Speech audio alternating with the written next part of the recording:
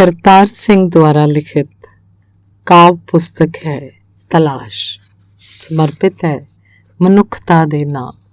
पहली कविता है अरदास। साडे मन मस्तक दे आसमान उत्ते रब्बी नूर भरिया एकम दा चन चढ़ जावे ते साडी सुरत सूक्ष्म लोक दियां सूक्ष्म डंडियां पग डंडियां दे उगड़ दुगड़ राहां विचों गुजरदी उस अदृश्य शांत मंडलां च पहुंच जावे जिथे अगम्मी फलां दे लद्दे होए हकीकत दे बिरख खड़े हन। असीं हकीकत दे बिरखां उत्ते लगे रूहानी फलां दा स्वाद माणदे उस शांत मंडलां दे अलौकिक दृश देख सकीए जिथे रब्बी नूर भरिया चंद्रमा लिशकदा है। आओ चुप चों निकली अरदास नाल उस परम शक्ति अगे नतमस्तक होइए। आओ चुप चों निकली अरदास नाल उस परम शक्ति अगे नतमस्तक होइए। धन्यवाद। अगली कविता है रब दे सुनेहे। मैं तेरे घर दी छत उत्ते बैठा तेरी उड़ीक कर रहा हाँ कदों तू आवे। मैं तेरे घर दी छत उत्ते बैठा तेरी उड़ीक कर रहा हाँ कदों तू आवें ते आपां दोवें इकट्ठे बैठ चन्न तारियां कह कशां दियां गल्लां करिए। नाले छत तो खुले खुले खेत पिंड दे नज़ारे घर गलियां देखांगे। उन्हां घरां च कम करदे तुरदे फिरदे लोक। नाले छत तो खुले खुले खेत पिंड दे नज़ारे घर गलियां देखांगे। उन्हां घरां च कम करदे तुरदे फिरदे लोक। धन्यवाद। अगली कविता है कमल दा फुल। परमात्मा दे अमृतमई नाम दा एक तुपका जे किधरे मेरे दिमाग दे पानी च आण मिले। परमात्मा दे अमृतमई नाम दा एक तुपका जे किधरे मेरे दिमाग दे पानी च आण मिले तां फिर उत्थे सैलाब आना लाजमी है जिस विच मेरे भरमां दे पिंड खेड़े वह जाणगे। डंडियां पग डंडियां खुर जाणगियां टिब्बे टोए इकसार हो जाणगे ते मस्तक च दिमाग दे पानी अंदर सहंसर पंखड़ियां वाला कमल दा फुल खिड़ उठेगा जो आप नहीं डुबेगा ते ना ही मैनू कदे संसार सागर च डुबण देवेगा। जो आप नहीं डुबेगा ते ना ही मैनू कदे संसार सागर च डुबण देवेगा। धन्यवाद। अगली कविता है समय दा गेड़। इत्थे कुछ भी स्थिर नहीं इत्थे कुछ भी स्थिर नहीं ताही चीज़ां खुरदियां खुरदियां खुर जांदियां हन। इत्थे कुछ भी स्थिर नहीं ताही चीज़ां खुरदियां खुरदियां खुर जांदियां हन। कविता है चाह दा प्याला। चाह दा प्याला अचानक मेरे हथों डिग टुट गया। मेरे उदास होए चेहरे वल वेख मेरी दोस्त ने कहा कोई गल नहीं जी टुट गया सो टुट गया। चाह दा प्याला अचानक मेरे हथों डिग टुट गया। ਮੇਰੇ ਉਦਾਸ ਹੋਏ ਚਿਹਰੇ ਵੱਲ ਵੇਖ ਮੇਰੀ ਦੋਸਤ ਨੇ ਕਿਹਾ, ਕੋਈ ਗੱਲ ਨਹੀਂ ਜੀ, ਟੁੱਟ ਗਿਆ ਸੋ ਟੁੱਟ ਗਿਆ। ਇਸ ਕੱਚ ਦੇ ਪਿਆਲੇ ਨੇ ਤਾਂ ਇੱਕ ਨਾ ਇੱਕ ਦਿਨ ਟੁੱਟ ਹੀ ਜਾਣਾ ਸੀ। ਜੇ ਅੱਜ ਨਾ ਟੁੱਟਦਾ, ਕਦੇ ਨਾ ਕਦੇ ਮੈਂ ਇਹਨੂੰ ਪੁਰਾਣਾ ਜਾਣ ਆਪਣੀ ਕਿਚਨ ਚੋਂ ਖਾਰਿਜ ਕਰ ਦੇਣਾ ਸੀ ਤੇ ਬਾਹਰ ਰੱਖੇ ਉਸ ਡਸਟਬਿਨ 'ਚ ਸੁੱਟ ਆਉਣਾ ਸੀ। ਚਾਹ ਦੇ ਪਿਆਲੇ ਵਾਂਗ ਇਸ ਜਿੰਦ ਦਾ ਵੀ ਕੀ ਭਰੋਸਾ, ਕਦੋਂ ਅਲਵਿਦਾ ਕਹਿ ਜਾਵੇ ਜਾਂ ਫਿਰ ਸਮਾਂ ਹੀ ਇਹਨੂੰ ਖਾਰਿਜ ਕਰ ਦੇਵੇ। ਵੈਸੇ ਤੁਸੀਂ ਬਹੁਤੇ ਉਦਾਸ ਨਾ ਹੋਵੋ, ਬਸ ਗਰਮ ਗਰਮ ਚਾਹ ਦਾ ਆਨੰਦ ਲਓ। ਵੈਸੇ ਤੁਸੀਂ ਬਹੁਤੇ ਉਦਾਸ ਨਾ ਹੋਵੋ ਤੇ ਬਸ ਗਰਮ ਗਰਮ ਚਾਹ ਦਾ ਆਨੰਦ ਲਓ। ਧੰਨਵਾਦ। ਕਵਿਤਾ ਹੈ ਰੱਬ ਦਾ ਪਿਆਰਾ। ਉਹ ਤਾਂ ਬਸ ਇਹ ਚਾਹੁੰਦਾ ਸੀ ਕੋਈ ਉਸਨੂੰ ਆਪਣਾ ਕਹੇ। ਉਹ ਤਾਂ ਬਸ ਇਹ ਚਾਹੁੰਦਾ ਸੀ ਕੋਈ ਉਸਨੂੰ ਆਪਣਾ ਕਹੇ। ਉਸ ਕੋਲ ਬੈਠੇ ਸੁੱਖ ਦੁੱਖ ਸਾਂਝਾ ਕਰੇ। ਉਹ ਉਸ ਉੱਤੇ ਆਪਣੇ ਦਿਲ ਦਾ ਸਾਰਾ ਪਿਆਰ ਡੋਲ ਦੇਵੇਗਾ। ਉਸ ਕੋਲ ਬੈਠੇ ਦੁੱਖ ਸੁੱਖ ਸਾਂਝਾ ਕਰੇ। ਉਹ ਉਸ ਉੱਤੇ ਆਪਣੇ ਦਿਲ ਦਾ ਸਾਰਾ ਪਿਆਰ ਡੋਲ ਦੇਵੇਗਾ ਤੇ ਉਹ ਉਸ ਦੇ ਸਨੇਹ ਦੀ ਬਾਰਿਸ਼ 'ਚ ਇਸ਼ਨਾਨ ਕਰੇ। ਉਸ ਦਾ ਹੱਥ ਫੜ ਇੱਧਰ ਉੱਧਰ ਭੱਜੇ ਦੌੜੇ। ਇੱਕ ਦਿਨ ਰੋਸੇ 'ਚ ਉਹ ਇੰਨੀ ਜ਼ੋਰ ਨਾਲ ਉੱਤਾਂ ਵੱਲ ਮੂੰਹ ਕਰ ਚੀਖਿਆ ਕਿ ਉਸ ਦੀ ਆਵਾਜ਼ ਅਸਮਾਨ 'ਚ ਕਿਧਰੇ ਖੋ ਗਈ। ਉਸ ਦਿਨ ਤੋਂ ਹੁਣ ਉਹਨੂੰ ਕੋਈ ਸਿਰਫਰਾ ਕਹਿੰਦਾ ਹੈ ਤੇ ਕੋਈ ਰੱਬ ਦਾ ਪਿਆਰਾ। ਉਸ ਦਿਨ ਤੋਂ ਹੁਣ ਉਹਨੂੰ ਕੋਈ ਸਿਰਫਰਾ ਕਹਿੰਦਾ ਹੈ ਤੇ ਕੋਈ ਰੱਬ ਦਾ ਪਿਆਰਾ। ਕਵਿਤਾ ਹੈ ਚਿੱਟਾ ਚਾਨਣ। ਚਿੱਟਾ ਚਾਨਣ ਮਸਤਕ ਚੋਂ ਆਰ ਪਾਰ ਹੋ ਗਿਆ। ਚਿੱਟਾ ਚਾਨਣ ਮਸਤਕ ਚੋਂ ਆਰ ਪਾਰ ਹੋ ਗਿਆ। ਸਰੀਰ ਪੱਥਰਾ ਗਿਆ, ਰੂਹ ਅਡੋਲ ਖੜ ਗਈ। ਅੰਮ੍ਰਿਤ ਵੇਲੇ ਉੱਠਦੇ ਹੀ ਗੁਰੂ ਗੋਬਿੰਦ ਸਿੰਘ ਜੀ ਦੀ ਤਸਵੀਰ ਸਿਮਰਤੀ 'ਚ ਉਦੈ ਹੋ ਗਈ। ਲਾਸਾਨੀ ਘੋੜਾ, ਚਿੱਟਾ ਬਾਜ਼, ਉਹ ਸਿੰਘਾਂ ਦਾ ਜੱਥਾ ਜਾਪ ਸਾਹਿਬ ਜਪਦੇ ਅਸਮਾਨੀ ਬਿਜਲੀ ਵਾਂਗ ਚਮਕੇ ਤੇ ਪਲਾਂ ਛਿਨਾਂ 'ਚ ਲੋਪ ਹੋ ਗਏ। ਪਿੱਛੇ ਰਹਿ ਗਈ ਜੋ ਉਹ ਸੀ ਹਵਾ 'ਚ ਗੂੰਜਦੀ ਆਵਾਜ਼, ਵਾਹਿਗੁਰੂ ਵਾਹਿਗੁਰੂ ਵਾਹਿਗੁਰੂ। ਧੰਨਵਾਦ। ਕਵਿਤਾ ਹੈ ਅਕਲ। ਜੇਕਰ ਮੈਂ ਆਪਣੇ ਜੀਵਨ ਵਿੱਚੋਂ ਦਿਨ, ਵਾਰ, ਮਹੀਨੇ, ਸਾਲ ਪਰਾਂ ਹਟਾ ਦੇਵਾਂ, ਜੇਕਰ ਮੈਂ ਆਪਣੇ ਜੀਵਨ ਵਿੱਚੋਂ ਦਿਨ, ਵਾਰ, ਮਹੀਨੇ, ਸਾਲ ਪਰਾਂ ਹਟਾ ਦੇਵਾਂ ਤਾਂ ਸਮੇਂ ਦਾ ਮੇਰੇ ਲਈ ਕੀ ਮਹੱਤਵ ਰਹਿ ਜਾਏਗਾ। ਸਿਮਰਤੀ ਦਾ ਹਿੱਸਾ ਬਣ ਚੁੱਕੇ ਹਾਸੇ ਹਾਦਸੇ, ਖੁਸ਼ੀਆਂ ਖੇੜੇ ਲੋਕ ਸਿਮਰਤੀ ਵਿੱਚੋਂ ਮੇਸ ਦੇਵਾਂ, ਸਿਮਰਤੀ ਦਾ ਕੀ ਬਣੇਗਾ। ਤੇ ਜੇਕਰ ਕਿਧਰੇ ਆਪਣੀ ਅਕਲ ਤੋਂ ਹੀ ਪਾਰ ਚਲਾ ਜਾਵਾਂ ਤਾਂ ਮੇਰਾ ਕੀ ਬਣੇਗਾ, ਮੇਰਾ ਮੇਰੇ ਲਈ ਕੀ ਅਰਥ ਰਹਿ ਜਾਏਗਾ। ਤੇ ਜੇਕਰ ਕਿਧਰੇ ਆਪਣੀ ਅਕਲ ਤੋਂ ਹੀ ਪਾਰ ਚਲਾ ਜਾਵਾਂ ਤਾਂ ਮੇਰਾ ਕੀ ਬਣੇਗਾ, ਮੇਰਾ ਮੇਰੇ ਲਈ ਕੀ ਅਰਥ ਰਹਿ ਜਾਏਗਾ। ਧੰਨਵਾਦ। ਕਵਿਤਾ ਹੈ ਥੋਮਸ ਐਡੀਸਨ। ਥੋੜਾ ਥੋੜਾ ਸੋਚਦੇ ਰਹਿਣਾ ਚਾਹੀਦਾ ਹੈ, ਥੋੜਾ ਥੋੜਾ ਸੋਚਦੇ ਰਹਿਣਾ ਚਾਹੀਦਾ ਹੈ, ਮਨ ਆਪਣੇ ਨੂੰ ਖੋਜਦੇ ਰਹਿਣਾ ਚਾਹੀਦਾ ਹੈ। ਕੀ ਪਤਾ ਲੱਗਦਾ ਹੈ ਕਦੋਂ ਕੋਈ ਗਿਆਨ ਦੀ ਕਿਰਨ ਮੱਥੇ 'ਚ ਫੁੱਟ ਪਵੇ ਤੇ ਜੀਵਨ ਨੂੰ ਨਵੀਂ ਦਿਸ਼ਾ ਦੇ ਜਾਵੇ।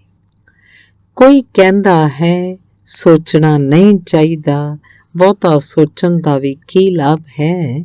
ਕੋਈ ਕੀ ਕਹਿੰਦਾ ਹੈ, ਕੋਈ ਕੀ, ਪਰ ਮੈਂ ਕਹਿੰਦਾ ਹਾਂ ਥੋੜਾ ਥੋੜਾ ਸੋਚਣ 'ਚ ਹਰਜ ਵੀ ਕੀ ਹੈ। ਸੋਚਦੇ ਸੋਚਦੇ ਹੀ ਥੋਮਸ ਐਡੀਸਨ ਨੇ ਦੁਨੀਆ ਨੂੰ ਉਜਾਲੇ ਨਾਲ ਭਰ ਦਿੱਤਾ ਸੀ। ਸੋਚਦੇ ਸੋਚਦੇ ਹੀ ਥੋਮਸ ਐਡੀਸਨ ਨੇ ਦੁਨੀਆ ਨੂੰ ਉਜਾਲੇ ਨਾਲ ਭਰ ਦਿੱਤਾ ਸੀ। ਧੰਨਵਾਦ।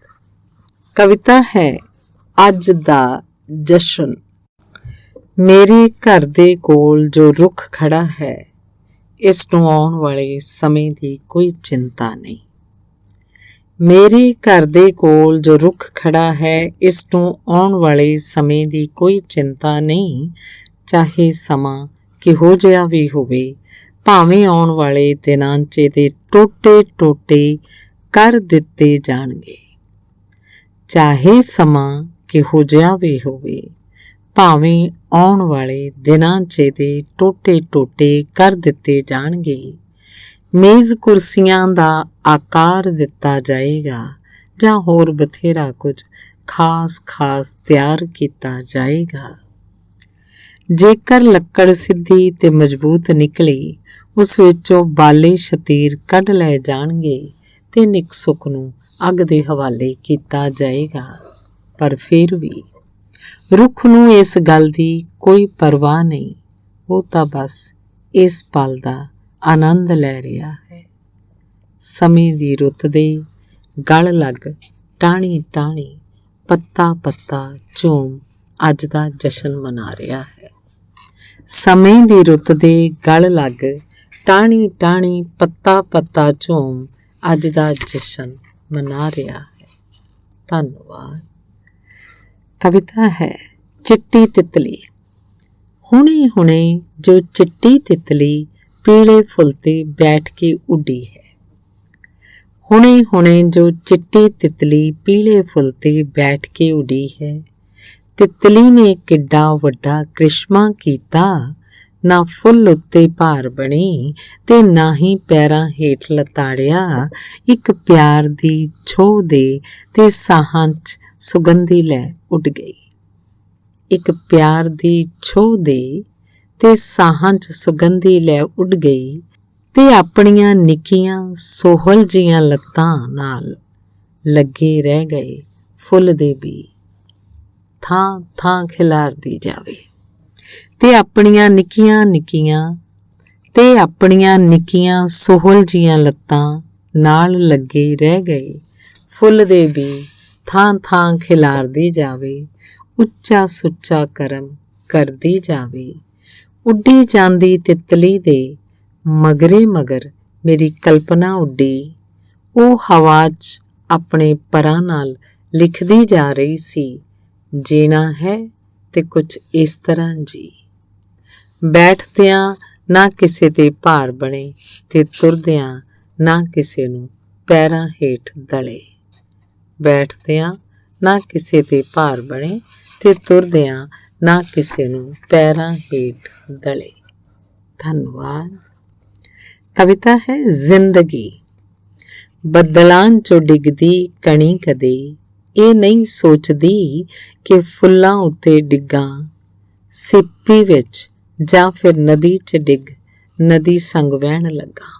ਬੱਦਲਾਂ 'ਚੋਂ ਡਿੱਗਦੀ ਕਣੀ ਕਦੇ ਇਹ ਨਹੀਂ ਸੋਚਦੀ ਕਿ ਫੁੱਲਾਂ ਉੱਤੇ ਡਿੱਗਾਂ ਸਿੱਪੀ ਵਿੱਚ ਜਾਂ ਫਿਰ ਨਦੀ 'ਚ ਡਿੱਗ ਨਦੀ ਸੰਗ ਵਹਿਣ ਲੱਗਾ। ਉਹ ਤਾਂ ਬਸ ਆਪਣੇ ਸਫ਼ਰ ਦਾ ਆਨੰਦ ਲੈਂਦੀ ਹੈ। ਉਹ ਤਾਂ ਬਸ ਆਪਣੇ ਸਫ਼ਰ ਦਾ ਆਨੰਦ ਲੈਂਦੀ ਹੈ। ਧੰਨਵਾਦ। ਕਵਿਤਾ ਹੈ ਸ਼ੋਰ। ਰਾਤ ਆਪਣਾ ਹਨੇਰਾ ਸਮੇਟ ਬਿਰਖ ਦੇ ਤਣੇ 'ਚ ਛਿਪ ਗਈ ਤੇ ਪੰਛੀਆਂ ਨੂੰ ਉਠਾਲ ਦਿੱਤਾ। ਸੂਰਜ ਨੇ ਆਪਣਾ ਚਾਨਣ ਹੌਲੀ ਹੌਲੀ ਧਰਤੀ ਉੱਤੇ ਖਿੰਡਾ ਦਿੱਤਾ। ਦੇਖਦੇ ਸਾਰ ਹੀ ਅਸੀਂ ਰੌਲਾ ਰੱਪਾ ਪਾ ਦਿੱਤਾ। ਸੂਰਜ ਨੇ ਆਪਣਾ ਚਾਨਣ ਹੌਲੀ ਹੌਲੀ ਧਰਤੀ ਉੱਤੇ ਖਿੰਡਾ ਦਿੱਤਾ। ਦੇਖਦੇ ਸਾਰ ਹੀ ਅਸੀਂ ਰੌਲਾ ਰੱਪਾ ਪਾ ਦਿੱਤਾ। ਕਵਿਤਾ ਹੈ ਇਕੱਲਤਾ।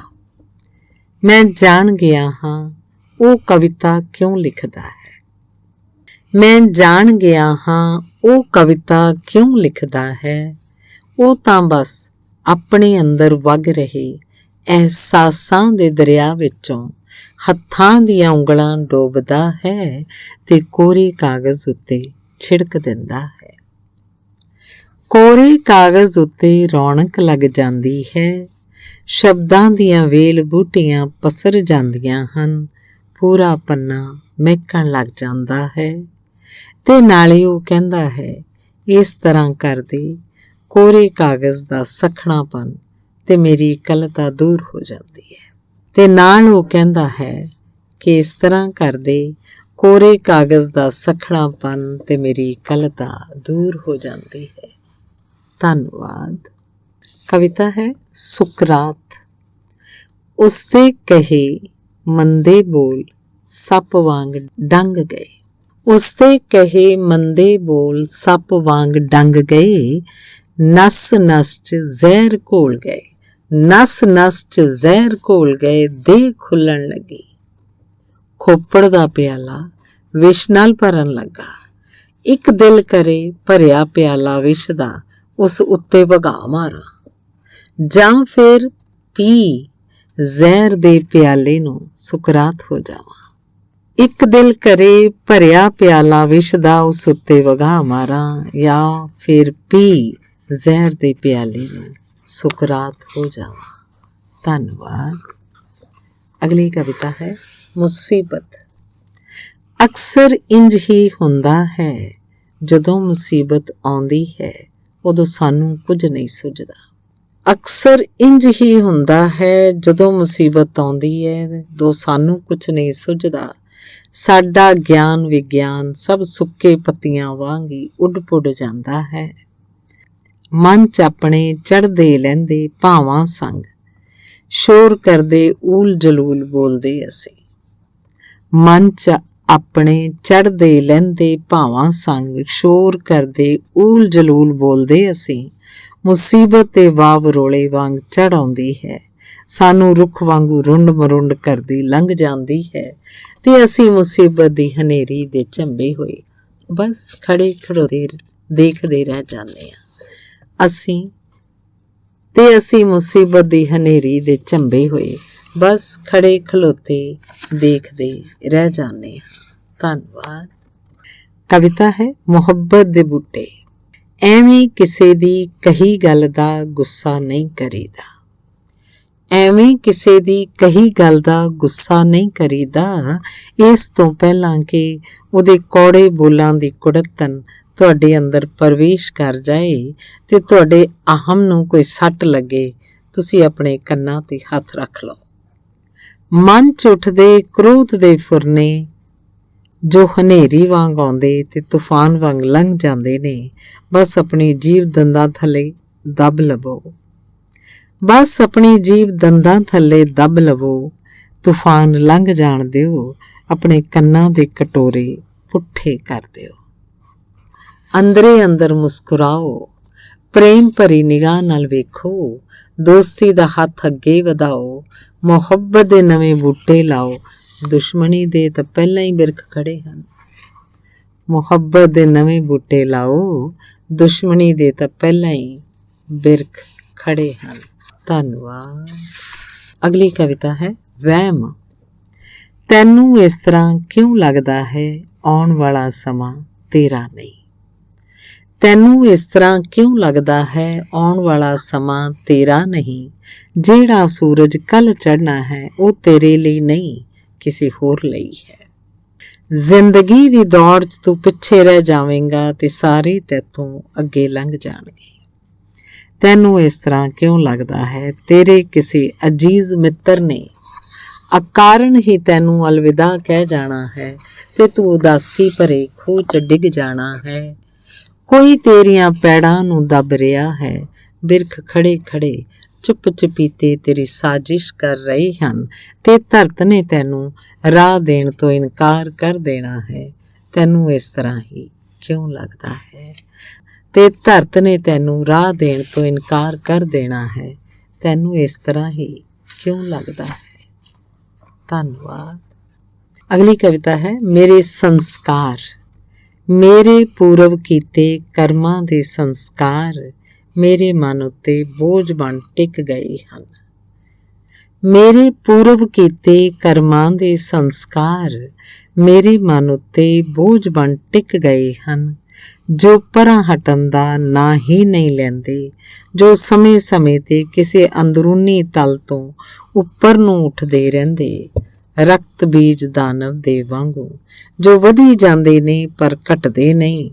ਇਹ ਸੰਸਕਾਰ ਹੀ ਹਨ ਜੋ ਮੈਨੂੰ ਚੰਗਾ ਮੰਦਾ ਭਰਮ ਕਰਨ ਲੱਗੇ ਪ੍ਰੇਰਿਤ ਕਰਦੇ, ਤੇ ਮੇਰੇ ਕੀਤੇ ਕਰਮਾਂ ਦੇ ਸੰਸਕਾਰਾਂ ਦਾ ਬੋਝ ਮੇਰੀ ਰੂਹ ਉੱਤੇ ਹੋਰ ਵਧੀ ਜਾਂਦਾ ਹੈ, ਤੇ ਮੇਰੇ ਕੀਤੇ ਕਰਮਾਂ ਦੇ ਸੰਸਕਾਰਾਂ ਦਾ ਬੋਝ ਮੇਰੀ ਰੂਹ ਉੱਤੇ ਹੋਰ ਵਧੀ ਜਾਂਦਾ ਹੈ। ਧੰਨਵਾਦ। ਕਵਿਤਾ ਹੈ ਸ਼ੁਦਾਈ ਮੁੰਡਾ। ਸ਼ੁਦਾਈ ਜਿਹਾ ਮੁੰਡਾ ਪਹਿਲਾਂ ਸਾਗਰ ਕੰਢੇ ਰੇਤ ਦੇ ਘਰ ਖੜੇ ਕਰਦਾ ਹੈ। ਸ਼ੁਦਾਈ ਜਿਹਾ ਮੁੰਡਾ ਪਹਿਲਾਂ ਸਾਗਰ ਕੰਢੇ ਰੇਤ ਦੇ ਘਰ ਖੜੇ ਕਰਦਾ ਹੈ, ਫਿਰ ਸਮੁੰਦਰ 'ਚੋਂ ਉੱਠਿਆ ਲਹਿਰਾਂ ਨਾਲ ਕਣ-ਕਣ ਹੋ ਖੁਰਦਾ ਹੈ, ਦੇਖਦਾ ਰਹਿੰਦਾ ਹੈ ਤੇ ਕਹਿੰਦਾ ਹੈ ਬਸ ਐਵੇਂ ਦਿਲ ਜਿਹਾ ਲੱਗਾ ਰਹਿੰਦਾ ਹੈ, ਹੋਰ ਕੀ। ਤੇ ਕਹਿੰਦਾ ਹੈ ਬਸ ਐਵੇਂ ਦਿਲ ਜਿਹਾ ਲੱਗਾ ਰਹਿੰਦਾ ਹੈ, ਹੋਰ ਕੀ। ਅਗਲੀ ਕਵਿਤਾ ਹੈ ਖਿਆਲ। ਬਾਲਕਨੀ 'ਚ ਬੈਠਾ ਪੰਛੀ ਥੋੜੇ ਜਿਹੇ ਖੜਾਕ ਹੋਣ ਨਾਲ ਹੀ ਉੱਡ ਗਿਆ। ਮੇਰੇ ਦੇਖਦੇ ਦੇਖਦੇ ਉਸਮਾਨ 'ਚ ਕਿਧਰੇ ਲੋਪ ਹੋ ਗਿਆ, ਤੇ ਹੁਣ ਮੇਰੀ ਸੁਰਤ ਪੰਛੀ ਦੀਆਂ ਸੂਹਾਂ ਲੈਂਦੀ ਭਟਕ ਰਹੀ ਹੈ। ਹੁਣ ਮੇਰੀ ਸੁਰਤ ਪੰਛੀ ਦੀਆਂ ਸੂਹਾਂ ਲੈਂਦੀ ਭਟਕ ਰਹੀ ਹੈ, ਪਰ ਅਸਮਾਨ 'ਚ ਤਾਂ ਪੰਛੀ ਦੀਆਂ ਪੌੜਾਂ ਦੇ ਨਿਸ਼ਾਨ ਨਹੀਂ ਪੈਂਦੇ। ਜੇਕਰ ਹੁਣ ਪਿੱਛੇ ਕੁਝ ਬਚਦਾ ਹੈ, ਜੇਕਰ ਹੁਣ ਪਿੱਛੇ ਕੁਝ ਬਚਦਾ ਹੈ ਤਾਂ ਉਹ ਹੈ ਪੰਛੀ ਦੇ ਪਰਾਂ ਨਾਲ ਹਵਾ 'ਚ ਉੱਠੇ ਸਰਸਰਾਹਟ। ਤੇ ਜੇ ਪਿੱਛੇ ਹੁਣ ਕੁਝ ਬਚਦਾ ਹੈ ਤਾਂ ਉਹ ਹੈ ਪੰਛੀ ਦੇ ਪਰਾਂ ਨਾਲ ਹਵਾ 'ਚ ਉੱਠੀ ਸਰਸਰਾਹਟ। ਅਗਲੀ ਕਵਿਤਾ ਹੈ ਫਿਕਰ ਨਾ ਕਰੀ। ਤੂੰ ਫਿਕਰ ਨਾ ਕਰੀ ਜੇ ਮੈਂ ਤੈਨੂੰ ਨਾ ਵੀ ਮਿਲਣ ਆ ਸਕਿਆ। ਤੂੰ ਫਿਕਰ ਨਾ ਕਰੀ ਜੇ ਮੈਂ ਤੈਨੂੰ ਨਾ ਵੀ ਮਿਲਣ ਆ ਸਕਿਆ, ਤੇਰੇ ਖਿਆਲਾਂ 'ਚ ਤੈਨੂੰ ਮਿਲਣ ਆਵਾਂਗਾ। ਕਹਿੰਦੇ ਨੇ ਚੇਤੇ ਸ਼ਕਤੀ 'ਚ ਬੜੀ ਤਾਕਤ ਹੁੰਦੀ ਹੈ, ਤਾਰਿਆਂ ਤੋਂ ਵੀ ਪਾਰ ਚਲੀ ਜਾਂਦੀ ਹੈ। ਜਦੋਂ ਤੂੰ ਮੇਰੀ ਯਾਦ ਵਿੱਚ ਬੈਠ ਚੰਨ ਨੂੰ ਤੱਕੇਂਗੀ, ਉਸੇ ਚੰਨ ਵਿੱਚੋਂ ਮੈਂ ਤੇਰੇ ਚਿਹਰੇ ਦਾ ਦੀਦਾਰ ਕਰ ਲਵਾਂਗਾ। ਜਿਸ ਹਵਾ ਵਿੱਚੋਂ ਤੂੰ ਸਾਹ ਭਰਦੀ ਹੈ ਤੇ ਮੁੜ ਹਵਾ 'ਚ ਡੋਲ ਦਿੰਦੀ ਹੈ, ਉਸੇ ਹਵਾ ਵਿੱਚੋਂ ਤੇਰੇ ਸਾਹਾਂ ਦੀ ਮਹਿਕ ਦਾ ਘੁੱਟ ਭਰ ਲਵਾਂਗਾ, ਤੇ ਝੱਲੇ ਦਿਲ 'ਚੋਂ ਉੱਠੀ ਆਵਾਜ਼ ਅਸਮਾਨ ਨਾਲ ਟਕਰਾ ਤੇਰੇ ਤੀਕਣ ਪਹੁੰਚ ਹੀ ਜਾਏਗੀ। ਤੂੰ ਫਿਕਰ ਨਾ ਕਰੀ, ਤੇਰੇ ਖਿਆਲਾਂ 'ਚ ਤੈਨੂੰ ਮਿਲਣ ਆਵਾਂਗਾ। ਤੂੰ ਫਿਕਰ ਨਾ ਕਰੀ, ਤੇਰੇ ਖਿਆਲਾਂ 'ਚ ਤੈਨੂੰ ਮਿਲਣ ਆਵਾਂਗਾ। ਅਗਲੀ ਕਵਿਤਾ ਹੈ ਮੁਆਫੀ। ਉਸਦੇ ਕੀਤੇ ਮੰਦੇ ਵਿਹਾਰ ਨੂੰ ਵੇਖ ਅੱਜ ਮੈਂ ਅਣਡਿੱਠਾ ਕਰ ਦਿੱਤਾ। ਉਸਦੇ ਕੀਤੇ ਮੰਦੇ ਵਿਹਾਰ ਨੂੰ ਵੇਖ ਅੱਜ ਮੈਂ ਅਣਡਿੱਠਾ ਕਰ ਦਿੱਤਾ। ਆਪਣੀ ਹਉਮੈ ਨੂੰ ਭੋਰਾ ਵੀ ਸੱਟ ਨਹੀਂ ਲੱਗਣ ਦਿੱਤੀ। ਮਨ 'ਚ ਉੱਠੀ ਕ੍ਰੋਧ ਦੀ ਧਾਰਾ ਨੂੰ ਪੂਰੇ ਜ਼ੋਰ ਲਾ ਰੋਕ ਲਿਆ। ਨਾੜਾਂ 'ਚ ਅਜਬ ਜਿਹੀ ਠੰਡੀ ਲਹਿਰ ਦੌੜ ਗਈ, ਚਿਹਰੇ ਤੇ ਗੁਲਾਬੀ ਮੁਸਕਾਨ ਬਿਖਰ ਗਈ, ਮਸਤਕ 'ਚ ਹਜ਼ਾਰਾਂ ਫੁੱਲ ਖਿੜ ਉੱਠੇ। ਹੁਣ ਮੈਂ ਤੇ ਆਪਣੇ ਆਪ ਤੋਂ 2 ਗਿੱਠ ਉੱਚਾ ਹੋ ਗਿਆ ਤੇ ਉਹ ਹੱਥਾਂ 'ਚ ਮੂੰਹ ਛੁਪਾ ਥੱਲੇ ਬਹਿ ਗਿਆ। ਹੁਣ ਮੈਂ ਤੇ ਆਪਣੇ ਆਪ ਤੋਂ 2 ਗਿੱਠ ਉੱਚਾ ਹੋ ਗਿਆ ਤੇ ਉਹ ਹੱਥਾਂ 'ਚ ਮੂੰਹ ਛੁਪਾ ਥੱਲੇ ਬਹਿ ਗਿਆ। ਧੰਨਵਾਦ। ਕਵਿਤਾ ਹੈ ਮੇਰੀ ਤਸਵੀਰ। ਖਿਆਲਾਂ ਦੇ ਰੰਗਾਂ ਨਾਲ ਮੈਂ ਤੇਰੀ ਤਸਵੀਰ ਮੁਕੰਮਲ ਕੀਤੀ ਹੈ। ਖਿਆਲਾਂ ਦੇ ਰੰਗਾਂ ਨਾਲ ਮੈਂ ਤੇਰੀ ਤਸਵੀਰ ਮੁਕੰਮਲ ਕੀਤੀ ਹੈ। ਤੇਰੀ ਤਸਵੀਰ ਦੀ ਉਸਤਤ ਕਰਨ ਲਈ ਮੈਂ ਕਿਸੇ ਅੱਖਰ ਦੀ ਵਰਤੋਂ ਨਾ ਕਰਾਂ, ਨਿਰਸ਼ਬਦ ਹੀ ਰਹਾਂ, ਤੇ ਨਾ ਹੀ ਸੁਗੰਧਤ ਭਰੇ ਫੁੱਲਾਂ ਨੂੰ ਤੇਰੇ ਅੱਗੇ ਭੇਂਟ ਕਰਾਂ। ਮੈਂ ਚਾਹੁੰਦਾ ਹਾਂ ਜੋ ਵੀ ਅਰਪਣ ਕਰਾਂ ਮੇਰਾ ਆਪਣਾ ਹੋਵੇ, ਮੇਰੇ ਧੁਰ ਅੰਦਰੋਂ ਫੁੱਟੇ ਚਸ਼ਮੇ ਵਾਂਗ, ਜਿਸ ਵਿੱਚੋਂ ਮੈਂ ਨੇਤਰਾਂ ਦੇ ਕਚਕੋਲ ਭਰਾਂ ਤੇ ਤੇਰੇ ਚਰਨਾਂ ਉੱਤੇ ਡੋਲਦਿਆਂ, ਜਿਸ ਵਿੱਚੋਂ ਮੈਂ ਨੇਤਰਾਂ ਦੇ ਕਚਕੋਲ ਭਰਾਂ ਤੇ ਤੇਰੇ ਚਰਨਾਂ ਉੱਤੇ ਡੋਲਦਿਆਂ। ਧੰਨਵਾਦ। ਕਵਿਤਾ ਹੈ ਤਲਾਸ਼। ਇੱਟ ਪੱਥਰਾਂ ਦੇ ਬਣੇ ਘਰਾਂ 'ਚ ਰਹਿੰਦੇ ਹੋਏ ਫਿਰ ਵੀ ਕਿਸੇ ਪੱਕੇ ਆਸਰੇ ਦੀ ਤਲਾਸ਼ ਹੈ। ਇੱਟ ਪੱਥਰਾਂ ਦੇ ਬਣੇ ਘਰਾਂ 'ਚ ਰਹਿੰਦੇ ਹੋਏ ਫਿਰ ਵੀ ਕਿਸੇ ਪੱਕੇ ਆਸਰੇ ਦੀ ਤਲਾਸ਼ ਹੈ। ਮਨ ਸਦੀਵ ਭੈ ਭੀਤ, ਇਹ ਕਿਹੋ ਜਿਹੀ ਅਵਸਥਾ ਹੈ। ਘਰ ਨੂੰ ਛੱਡਣ ਲੱਗਦਾ ਹੈ, ਘਰ ਆਪ ਮੁਹਾਰੇ ਅੱਗੇ ਆਣ ਖੜਦਾ, ਚੀਜ਼ਾਂ ਵਾਰੋ ਵਾਰੀ ਰਸਤਾ ਰੋਕਦੀਆਂ ਹਨ। ਇਹ ਘਰਾਂ ਦਾ ਮੋਹ ਹੀ ਹੈ, ਇਹ ਘਰ ਦਾ ਮੋਹ ਹੀ ਹੈ, ਚੀਜ਼ ਦਾ ਸਨੇਹ ਹੀ ਹੈ ਜੋ ਭੈ ਤੋਂ ਮੁਕਤ ਨਹੀਂ ਹੋਣ ਦਿੰਦਾ, ਨਾ ਖੰਭਾਂ ਨੂੰ ਖੁੱਲਣ ਦਿੰਦਾ ਤੇ ਨਾ ਹੀ ਅਸਮਾਨ 'ਚ ਉੱਡਣ ਦਿੰਦਾ। ਜੋ ਭੈ ਤੋਂ ਮੁਕਤ ਨਹੀਂ ਹੋਣ ਦਿੰਦਾ, ਨਾ ਖੰਭਾਂ ਨੂੰ ਖੁੱਲਣ ਦਿੰਦਾ ਤੇ ਨਾ ਹੀ ਅਸਮਾਨ 'ਚ ਉੱਡਣ ਦਿੰਦਾ। ਧੰਨਵਾਦ। ਕਵਿਤਾ ਹੈ ਫੁਰਨਾ। ਕਦੇ ਕਦੇ ਇੰਜ ਵੀ ਹੁੰਦਾ ਹੈ, ਬੈਠੇ ਬੈਠੇ ਅਚਨਚੇਤੀ ਮਨ ਦੇ ਤਲ ਤੋਂ ਕੋਈ ਫੁਰਨਾ ਉੱਠਦਾ। ਪਲਾਂ ਛਿਣਾਂ 'ਚ ਇੱਕ ਨਵੀਂ ਜਿਹੀ ਧਰਤ ਸਿਰਜ ਲੈਂਦਾ ਹੈ। ਉੱਥੇ ਰੰਗ ਬਿਰੰਗੇ ਫੁੱਲ ਖਿੜਨ ਲੱਗਦੇ, ਫੁੱਲਾਂ ਤੇ ਤਿਤਲੀਆਂ ਉੱਡਦੀਆਂ ਤੇ ਉਹਨਾਂ ਦੇ ਮਗਰੇ ਮਗਰ ਦੌੜਦੇ ਅਸੀਂ ਲੋਕ। ਆਲਾ ਦੁਆਲਾ ਮਹਿਕਣ ਲੱਗਦਾ, ਚਿਹਰੇ ਤੇ ਮੁਸਕਾਨ ਜਿਹੀ ਬਿਖਰ ਜਾਂਦੀ ਸੁਭਾਵਕ ਹੀ। ਅਗਲੇ ਪਲ ਮਨ 'ਚ ਆਏ ਫੁਰਨਿਆਂ ਦੇ ਹੜ੍ਹ ਨਾਲ ਸਭ ਕੁਝ ਵਹਿ ਤੁਰਦਾ। ਹੁਣ ਨਾ ਉਹ ਫੁਰਨਾ, ਨਾ ਉਹ ਧਰਤ ਤੇ ਨਾ ਹੀ ਪਹਿਲਾਂ ਵਾਲੇ ਅਸੀਂ ਲੋਕ। ਹੁਣ ਨਾ ਉਹ ਫੁਰਨਾ, ਨਾ ਉਹ ਧਰਤ ਤੇ ਨਾ ਹੀ ਪਹਿਲਾਂ ਵਾਲੇ ਅਸੀਂ ਲੋਕ। ਧੰਨਵਾਦ।